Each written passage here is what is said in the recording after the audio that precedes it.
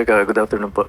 Yusek, anong nakikita ang win-win solution ng Malacanang para the soonest possible time bumalik na sa normal yung sitwasyon doon sa EDSA? Bago po kasi magkaroon ng win-win solution, ay dapat natin malaman ano ba talaga ang nais ng mga nagpo-protesta. Unang-una po, binanggit ko na kanina, ang gusto nila ay transparency, accountability.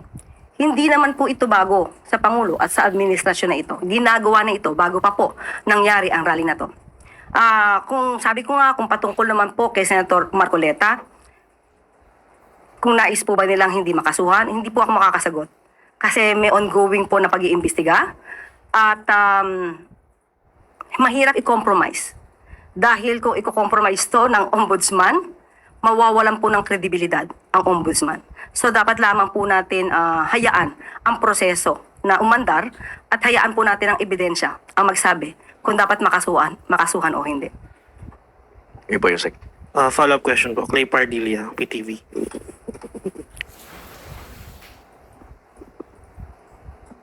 Yusek, good afternoon. The INC rally may extend po until July 3. What are the instructions of the President to the Philippine National Police and MMDA habang wala po siya?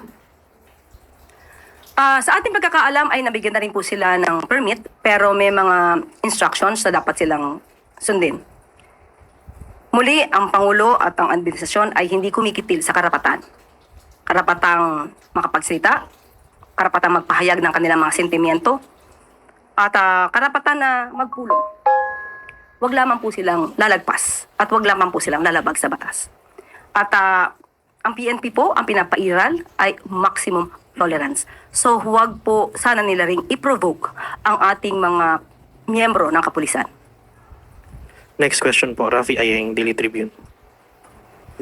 Good afternoon po. Ma'am, marami lang po ang nagtataka na Sino-sino ba nagkakata?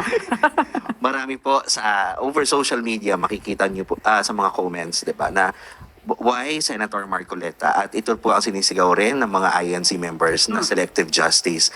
At kamusta na po ang gumugulong bang kaso ni House Speaker Martin Romualdez na isa sa mga inaasahan nilang makasuhan?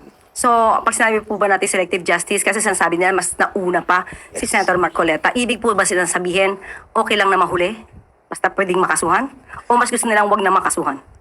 Kung sino daw po ang dapat kasuhan na dapat managot, ay dapat ngang managot. Pero po kasi si dating Representative Sadico po kasi unang binanggit ang pangalan ni dating House Speaker Romualdez. Pero hanggang ngayon po ay hindi pa po siya nakakasuhan ng non-bailable na plunder.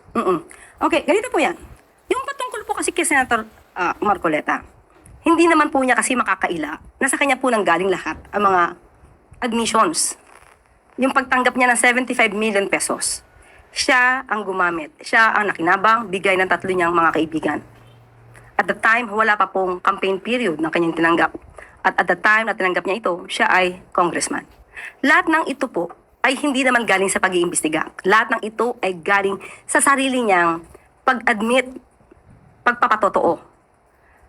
Kaya po siguro, hindi ko po gustong maging spokesperson ng ombudsman. Dahil meron naman po silang spokesperson. Pero ang makikita lamang dito ay hindi na kailangan pang lumalim ang pag-iimbestiga sa kaso ni Senator Marcoleta. Dahil nandyan na, nalatag na, siya mismo nagbigay ng mga ebidensya laban sa kanya. Hindi po tayo ang abogado ni Senator, or rather ni Speaker Romualdez. Pero kung sinasabi nila nahuhuli, nadinig po natin mismo si Ombudsman na kinakailangan nilang pagtibayin ang ebidensya laban kay dating Speaker Romualdez. At kung sinasabi nila na nagsalita na si Saldico, bilang abogado, kahit magsalita ng ilang beses si Saldico, pero wala sa Pilipinas. Hindi niya pinatotohanan. Wala siyang affidavit. Hindi siya natatanong. Hindi po tatayo sa korte ang ganitong klaseng pagsasalita. Kahit po nga may affidavit, gusto ko po itong liwanagin sa lahat kahit may affidavit na naibigay ang isang tao bilang witness sa korte. Pero yung tao na yan ay hindi sumipot on the day of the hearing. mananatili lamang pong hearsay ang kanyang affidavit dahil hindi po magkakaroon ng pagkakataon na siya ay matanong at ma-cross-examine. So ganyan po kahalaga ang affidavit and at the same time, yung presence ng tao para siya ay matanong.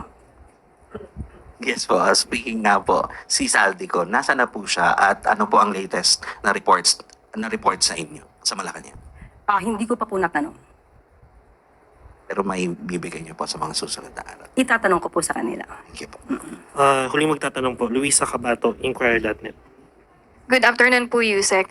Nag-reach out na po ba yung INC directly sa Palace para iparating yung pinaglalaban po nila sa rally? And since may possibility nga po na ma-extend hanggang July 3 yung rally nila, which will result sa more inconvenience sa mga dumadaan sa EDSA and nearby areas, mananawagan ba tayo na itigil na nila itong rally na to?